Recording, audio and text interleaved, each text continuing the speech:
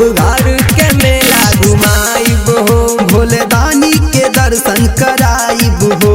देवघर के मेला घुमाइब हो, भोले दानी के दर्शन कराइब हो।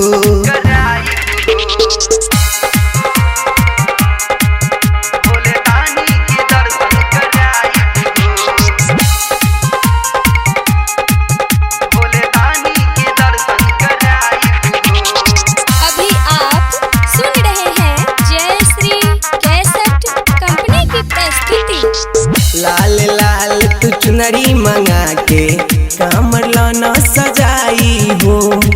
गेरुआ रंग के गंजिया गमछा लाना तू मंगवाई हो।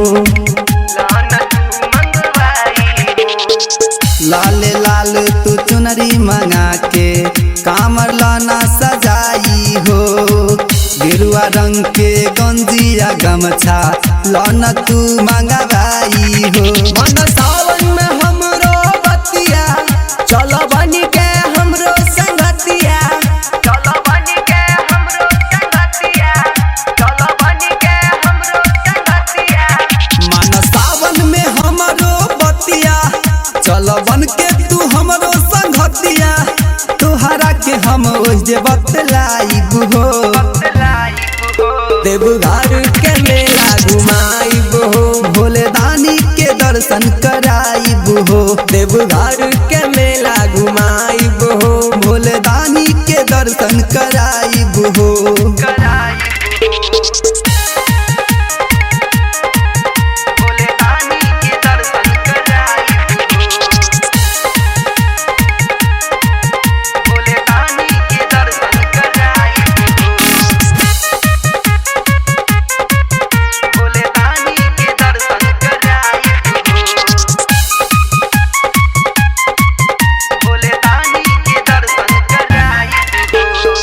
जातारी अभिलाषा के माई संगे में रुना भौजाई हो। उनका संगे जाए खातिर राजी बारी जाउन करमाई हो। जातारी अभिलाषो के माई संग में रुना भौजाई हो। उनका संगे जाए खातिर राजी बारी जाउन करमाई हो। संगे घूमे जाइब रतिया सब याद रखब हम बतिया, सब याद रखब हम बतिया, सब याद रखब हम बतिया। संगे घूमे जाइब हम रतिया सब याद रखब हम बतिया। कौनो गलती करे पर समझाइब हो। देवघर के मेला घुमाइब हो, भोले दानी के दर्शन कराइब हो। देवघर के मेला घुमाइब हो, भोले दानी के दर्शन कराइब हो।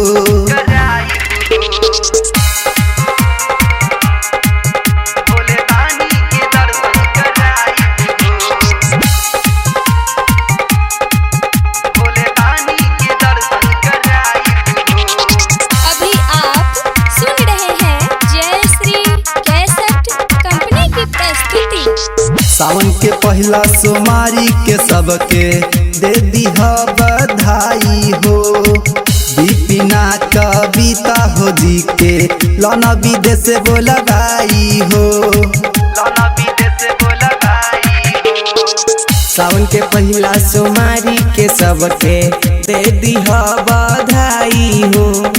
दीपिना कविता हो जी के लन विदेश मंगवाई हो। सुन रंजन संजित सवरिया भोले बाबा फेरी है नजरिया, भोले बाबा फेरी है नजरिया, भोले बाबा फेरी है नजरिया।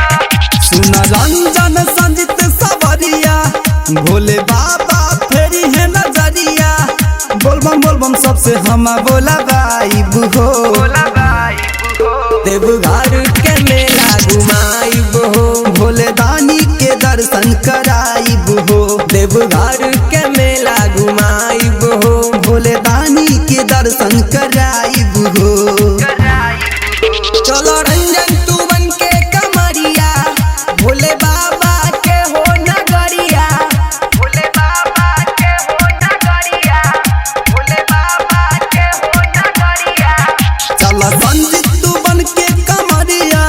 भोले बाबा के हो नगरिया चल तुहरा के हम देखलाइब हो। देवघर के मेला घुमाइब हो, भोले दानी के दर्शन कराइब हो। देवघर के